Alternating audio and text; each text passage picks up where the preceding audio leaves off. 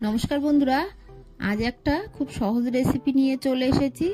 আজ আমি দেখাবো সম্পূর্ণ নিরামিষ কচু শাক। এটা কম সময়ের মধ্যে কিভাবে বানাবেন দেখে নিন। প্রথমে দেখুন, প্রেসার কুকারে আমি কচু শাক কেটে দুটো সিটি মেরে এরপর জল ঝরিয়ে নেব। তারপর গ্যাসে কড়া বসিয়ে দিয়ে দিলাম সর্ষের তেল। তেলটা গরম হলে কেটে রাখা নারকেল দিয়ে দিলাম।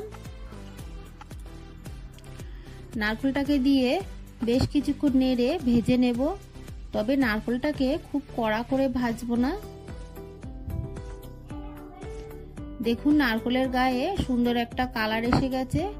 এই সময়ে নারকেলগুলোকে আমি তেল ঝরিয়ে ভালো করে তুলে নেব। এর থেকে বেশি ভাজলে খাওয়ার সময় তেতো লাগবে। এরপর এই কড়ার মধ্যে আমি আরো একটু সরষের তেল দিয়ে দিলাম একটা শুকনো লঙ্কা। লঙ্কাটাকে দুভাগ করে দিলাম। দিয়ে দেব পাঁচফোড়ন, দিয়ে দেব তেজপাতা। আমি এখানে পাঁচফোড়ন দিলাম, আপনারা চাইলে জিরে ফোড়ন দিতে পারেন বা রাঁধুনি ফোড়ন দিতে পারেন, সেগুলো দিলেও খেতে ভালো লাগে।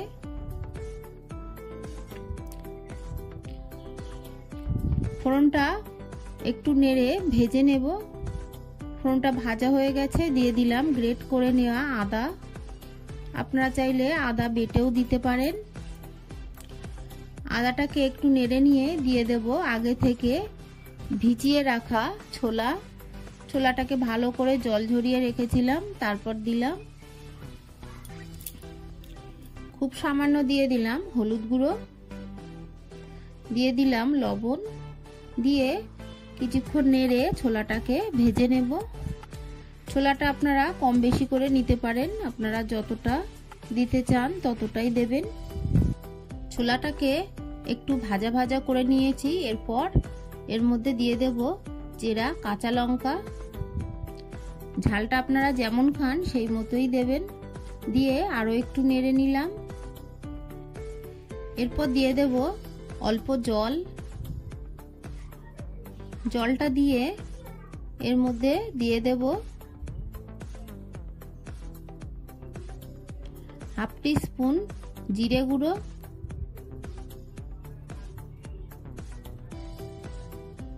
দিয়ে ভালো করে নেড়ে নেব।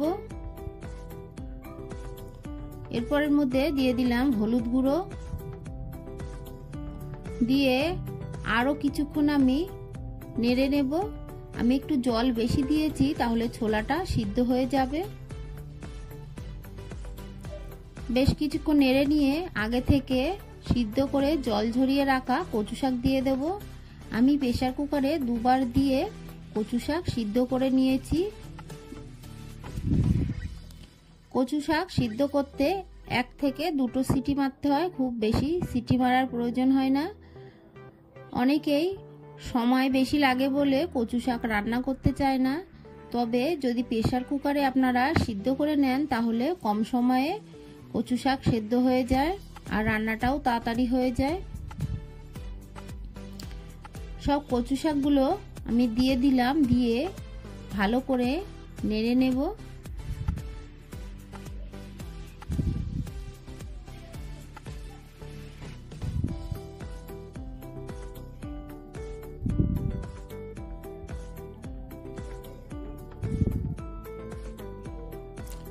আপনারা যারা আমার চ্যানেলে প্রথম এসে রান্না দেখছেন তারা অবশ্যই আমার চ্যানেলটিকে সাবস্ক্রাইব করে পাশে থাকা বেল আইকনটি ক্লিক করে দেবেন, তাহলে আমার নতুন নতুন ভিডিও নোটিফিকেশন আপনাদের কাছে পৌঁছে যাবে।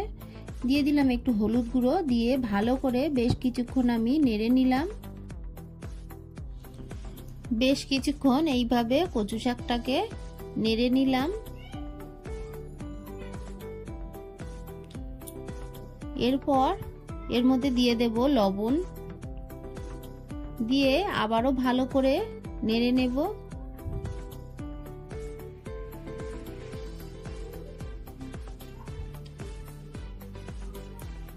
এইভাবে নেড়ে নেড়ে কচু শাকটাকে শুকনো করে নিতে হবে।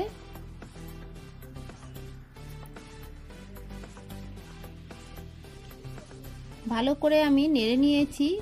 দেখুন কচু শাকটা কতটা কমে গেছে আর শুকিয়ে গেছে। সব শেষে দিয়ে দেব আগে থেকে ভেজে রাখা নারকোল। সবটা দেব না, কিছুটা আমি গার্নিশের জন্য রেখে দেব। দেখুন অল্প কটা রেখে দিলাম। বাকি সবগুলোকে দিয়ে বেশ কিছুক্ষণ ভালো করে নাড়বো। কচু শাকটা আমি মুখে দিয়ে চেখে দেখেছি, কচু শাকটা একটু মিষ্টি আছে, তাই আমি এর মধ্যে চিনি দিলাম না। তবে আপনারা যারা একটু মিষ্টি মিষ্টি খেতে চান তারা এর মধ্যে এই সময় একটু চিনি দেবেন, দিয়ে ভালো করে নেড়ে নেবেন।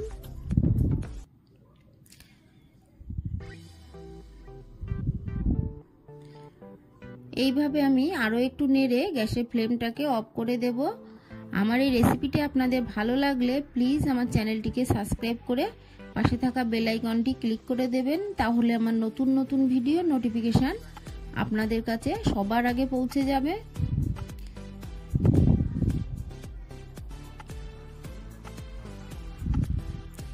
গ্যাসের ফ্লেমটাকে আমি অফ করে দেব।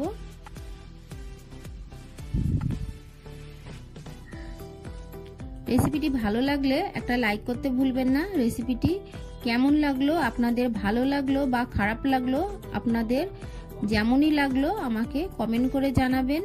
ভালো থাকবেন, সুস্থ থাকবেন, আবার দেখা হবে পরের ভিডিওয়। পুরো ভিডিওটা দেখার জন্য সবাইকে জানাই অসংখ্য অসংখ্য ধন্যবাদ।